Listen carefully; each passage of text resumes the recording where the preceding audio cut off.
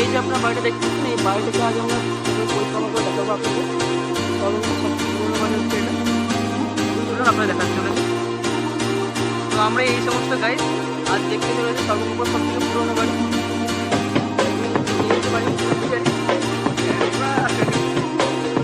চলুন এই বাড়িটাকে পরিক্রমা করে দেখাতে চলেছি।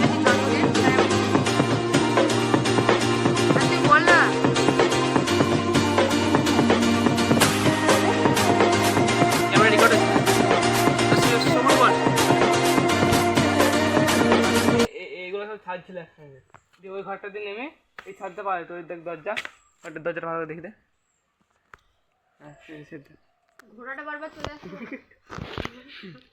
তো এই যে দরজাটা আপনারা দেখতে পাচ্ছেন, এই দিকে দরজা থেকে এই যে সোজাসুজি একটা ছাদ ছিল, যেটা ভগ্নাবস্থা অবস্থা নিচে পড়ে আছে। এই যে ঘরগুলো আপনারা হয়তো বুঝতে পারছেন, আমার কাছে গেলে ভালো বোঝা যেত, কিন্তু এখানে হয়তো ঝোপঝাড় যাওয়ার মতো পরিস্থিতি নেই।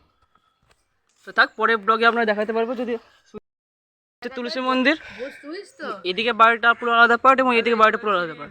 মাঝ দিয়ে যে ঘরগুলো ছিল সেগুলো ভেঙে গেছে। তো চলুন আপনাদের পুরো সম্পূর্ণ বাড়িটা দেখাবো। বাড়ির মালিককে সোহন দত্ত, এই বাড়ির যুবরাজ উত্তরাধিকারী। তো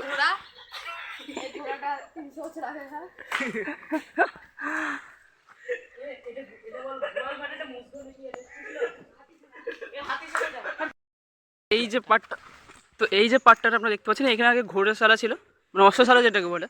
তো এটা নতুন করে পরে বানানো হয়েছিল, এটা এখন কোনো ইয়ে নেই। কিন্তু এই দিকটা যেটা ছিল সম্পূর্ণটা, ওই যে পিছনে কটা ঘর দেখতে পাচ্ছেন, সম্পূর্ণটা কিন্তু অশ্বশালা ছিল। এই বাড়িটার একটা পার্টের ভিতরখানে দেখাচ্ছে আপনাদেরকে, যদি ক্যামেরা দেখতে পান। রহস্যজনক বাড়িটা, আপনারা একবার এসে দেখে যেতে পারেন। ঘরের একটা স্মৃতি দেখতে পাচ্ছেন, এগুলো যেগুলো পৌটি ছিল, যেগুলো চাবুক মারা হতো। চাবুক মারা না, এটা কি ছিল, এটা ঠাকুর ঘরের টাইপের কিছু ছিল, যেহেতু ওখানে তুলসী মন্দির আছে। এই জায়গাটা ঠাকুরের কিছু ছিল, এবং এই গাছটাকে পরে ঘিরে এই জায়গাটাকে বানানো হয়েছে।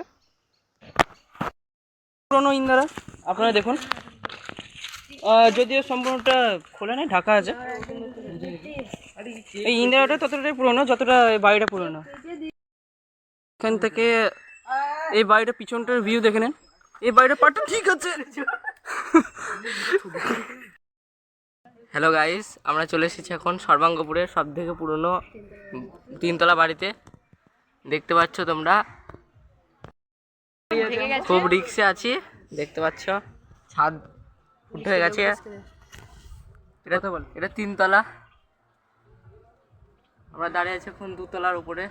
আরো ঘর তোমাদের দেখানো হচ্ছে, আরো ঘর দেখাচ্ছি তোমাদের, তোমরা দেখো ভেঙে গেছে এগুলো। তারপরে অন্য কিছু দেখা যায়। ঘর, দুতলার বারান্দা, সিঁড়িগুলো দেখো। বন্দুক ফায়ার করার জায়গা, বন্দুক ফায়ার করার জায়গা। যাচ্ছি বন্দুক ফায়ার করার জায়গা।